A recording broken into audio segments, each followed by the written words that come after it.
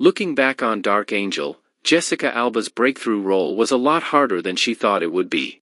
Actor Jessica Alba once co-starred alongside ex-boyfriend Michael Weatherly in James Cameron's sci-fi series Dark Angel. And as is usually the case when an actor works with Cameron, the role took Alba to her physical limits. Alba's Dark Angel days could be grueling to say the least. She was only 19 years old when she was cast as cyborg Max Guevara. Yet, she worked harder on the series than she even did in some of her films. So much so that looking back on it, Alba wasn't sure how she managed to live up to the show's impossible tasks. Dark Angel was intense for me. It was impossible for me. I worked on the weekends, 10.5 months a year, in the cold, in Vancouver, with night shoots 4 to 5 days a week.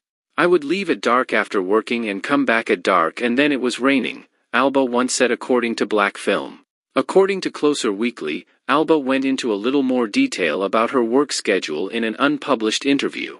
There, Alba was really able to describe in detail the daily minutiae of her work. I have to get up at 6:30 so I can work out from 7 to 8:30, then I have to run back to my house, take a shower so I can get picked up at 8:45, which I'm usually 5 to 8 minutes later for, and my driver probably isn't the happiest man in the world, then I have to get my butt to set, go straight into makeup, Alba said.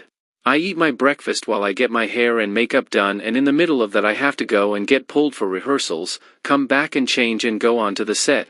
I'm there all day until about 11 o'clock at night when they say we've lost our location and there's no way we can shoot anything else, and start it all over again, she added about the shoot.